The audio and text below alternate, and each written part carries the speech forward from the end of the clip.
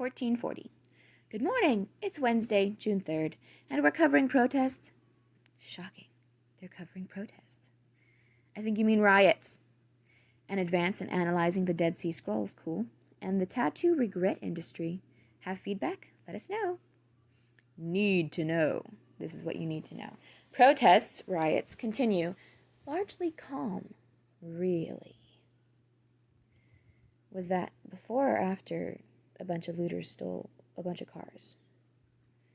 Protests over the death of George Floyd, a black man who died while being taken into custody by Minneapolis police last week, continued for the 8th night. Protesters defied curfews in cities across the country, but tensions eased somewhat following a number of nights where demonstrations turned violent. Nearly 9,300 people have been arrested so far. Well, there you go. All the violent ones are being put away. But then they're being bailed out by a bunch of celebrities. The Minnesota Department of Human Rights announced it would launch an investigation into the Minneapolis Police Department over Floyd's death. The probe will review a decade of procedures with a stated goal of overhauling discriminatory practices. Oh my God. It was not about race. Seriously. In his first formal speech since the beginning of the pandemic, presumptive Democratic presidential nominee Joe Biden criticized the administration's response to protests. Oh, shocking. I'm so surprised. I'm so surprised that Joe Biden, who wants to replace President Trump as president, would have something negative to say about President Trump's administration. I mean, no, I really expected that he would be praising and saying what a great job they're doing. Because that's how you win an election and beat your opponent. Separately, demonstrations in a number of cities worldwide were held in solidarity with U.S. protesters. In Paris, police fired tear gas into crowds near the city courthouse. Worldwide. These people, they're just tired of being in their houses because of the panic and overreaction to the coronavirus. Public memorials for Floyd will be held beginning tomorrow in a number of places, followed by a private burial service Tuesday in Houston, where Floyd was raised and had immediate family. Oh, great, from Texas. Joe Biden will reportedly attend. Oh. Dead Sea Scrolls discovery. Researchers are one step closer to piecing together many of the thousands of Dead Sea Scroll fragments thanks to a newly developed genetic analysis technique. The approach examines DNA from the ancient documents, which often used animal skin as parchment, allowing different pieces to be clustered based on how similar their DNA samples are.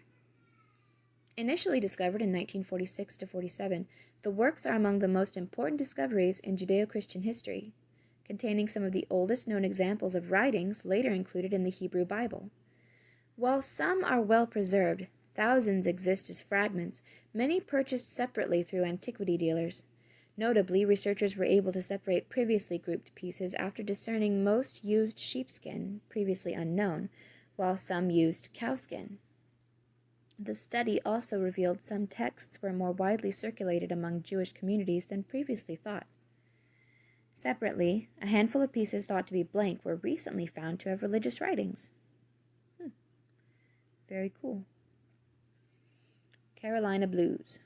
North Carolina Governor Roy Cooper yesterday rejected a proposal from the Republican National Committee to hold a large-scale presidential convention in Charlotte. Douchebag. D. Roy Cooper, D for douchebag. The proposed event, currently scheduled for August 24th to 27th, called for an estimated 50,000 attendees at the city's Spectrum Center. The arena's concert capacity is near 65,000. President Trump, desiring a full-fledged event, said he would push to relocate the convention. GOP officials reportedly visited Nashville, Tennessee as an alternative. The Democratic convention was rescheduled for August 17th through 20th in Milwaukee. Officials are considering shifting to an entirely online event. Separately, Longtime GOP pariah Steve King lost his primary race to challenger Randy Feenstra. The 9 primaries around the country were also a test for mail-in voting, a slow process. By early this morning, less than 20% of precincts had reported in Pennsylvania. The future of cereal? Magic Spoon. It was a simpler time, childhood. We played in the mud, reserved weekends for sleepovers and birthday parties, and ate delicious cereal every morning, chock full of sugar. We aren't allowed to name names, but you know which cereals we're talking about. I don't know. I had Cheerios and Rice Krispies. Now we miss a simpler time as much as you do, but we should all hold our cereal reminiscing to a higher standard. A Magic Spoon standard. They've recreated your favorite childhood breakfast cereals, flavors like cocoa, frosted, fruity, and blueberry, with more protein, fewer carbs, and 0 sugar. Time magazine named them in the top 100 inventions of 2019, and Forbes has called them the future of cereal. Magic Spoon has 6,000 plus 5-star reviews and a happiness guarantee. Full refund if you don't like it. So you can try their cereal risk-free today. Give it a taste. Please support our sponsors. In the know. Sports, entertainment, and culture. Boxer Floyd Mayweather will cover costs of June 9th funeral and memorial services for George Floyd. Good for him. HelloFresh cuts ties with Glee star Lea Michele after co-star Samantha Ware accused Michelle of racial insensitivity while filming the show. Oh my God. Ugh. Wes Unseld, former NBA MVP and Basketball Hall of Famer, dies at 74. Cannes Film Festival official selections to be announced today in Paris. 28% of films are directed by females, a record for Cannes. I'm sure that just happened by accident. I'm sure they weren't intentionally excluding male-directed films just so they could include more female-directed films. I'm sure that's not what they were doing. Science and technology. National Institutes of Health releases trove of data from now canceled bat coronavirus study. Singles out the Chinese horseshoe bat as critical to the evolution of coronaviruses. Let's kill them all. Ha ha ha. HBO Max will be excused from data caps on streaming plans of its parent company AT&T, while Netflix and Disney Plus will not. Arrangement is allowed absent net neutrality rules. Data caps. Why? Artificial tissue mimics uterine contractions, allowing researchers to study infertility issues and diseases like endometriosis. Cool. Business and markets. U.S. stock markets up. S&P 500 up 0.8%. Dow up 1.1%. NASDAQ up 0.6% for third consecutive day as economic recovery optimism builds. How is the economy going to recover when everything has been burned down? Okay, not everything, but I'm just saying. This is good, though. Good. Video conferencing giant Zoom announces 169% revenue growth over previous year. Smashes earnings expectations. Smashes. Google faces $5 billion consumer lawsuit for allegedly tracking user activity while in private mode. Shame on them. Facebook CEO Mark Zuckerberg addresses employees in company-wide town hall meeting regarding inaction on recent President Trump posts. I really hope, Mark Zuckerberg, that you can dig deep and find your balls and stick to your guns. I could just click on that. But if I click on it, it could say that he didn't stick to his guns. And then I would be sad. Okay, let's see.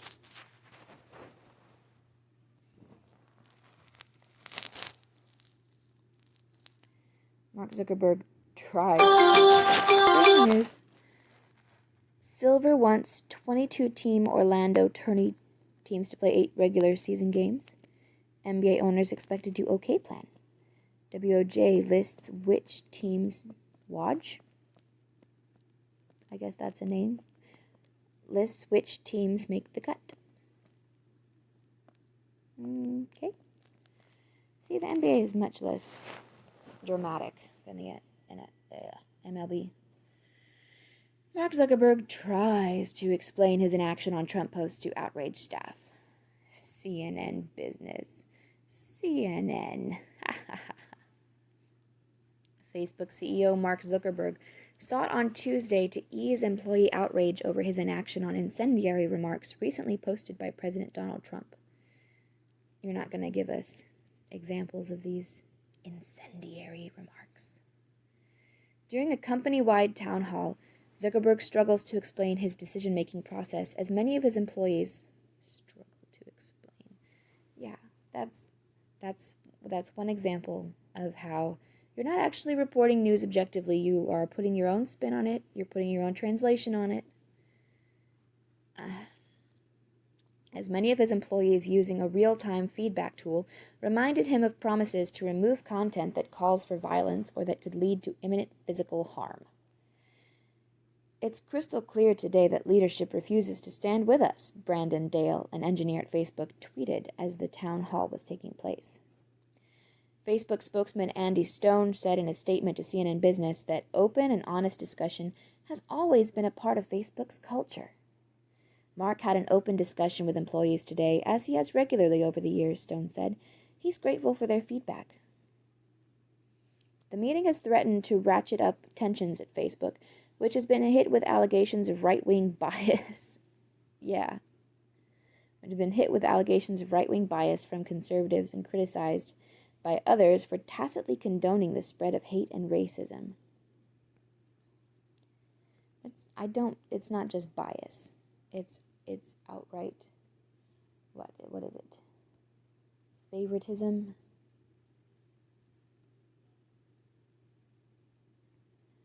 Another Facebook employee told CNN Business they found Zuckerberg's answers to staff questions at the town hall lacking and said the CEO risked alienating more of his staff rather than addressing their concerns. Good. During the event, Facebook staff shared links to a video of an exchange between Democratic Representative Alexandria Ocasio-Cortez and Zuckerberg last October when he said, "If anyone, including a politician, is saying things that is calling for violence or could risk imminent physical harm, we will take that content down."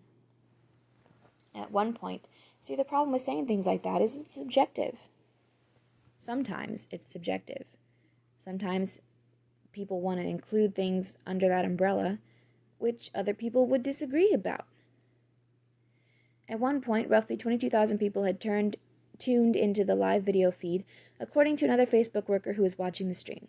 The figure reflects nearly half of the company's 48,000 employees. Well, maybe the other half don't really have a problem with Zuckerberg. Maybe that's why they didn't bother to watch. The top question for Zuckerberg, which called for changes to the company's stance on political speech, received more than 5,400 votes from workers, the employee said.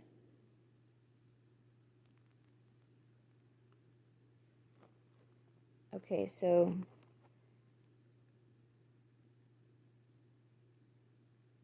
22,000 is nearly half of the 48,000 employees, but they could only muster 5,400 votes. Not all employees disagree with Zuckerberg's position, however.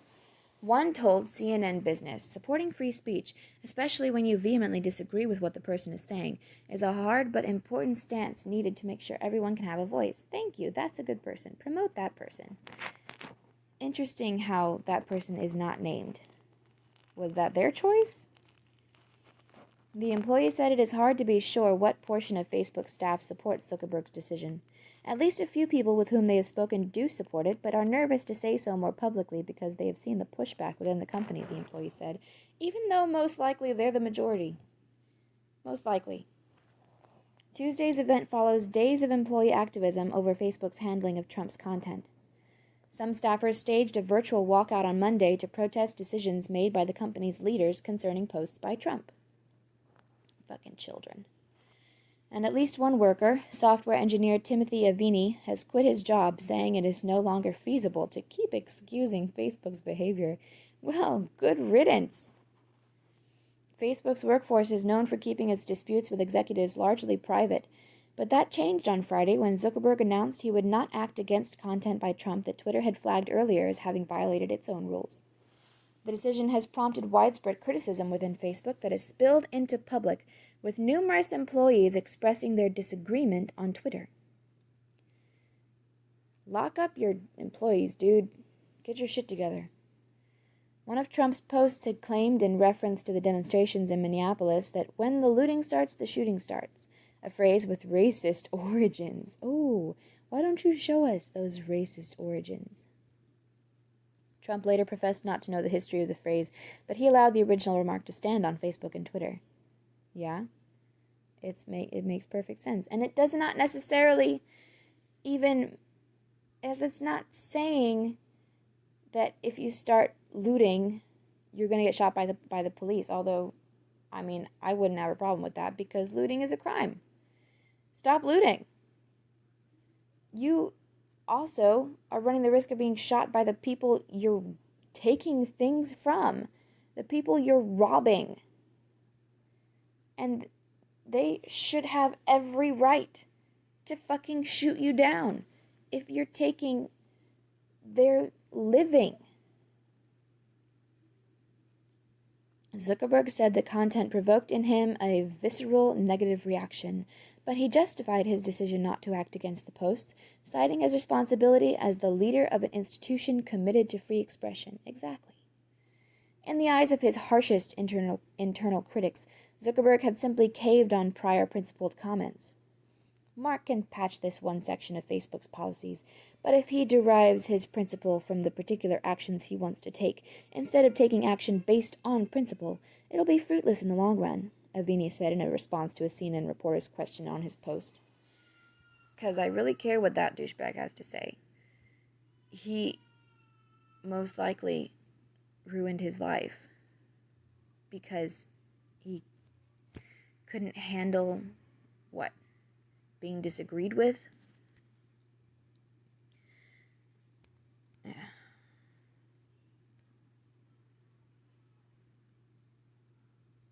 Hello? Back. Why you no go back?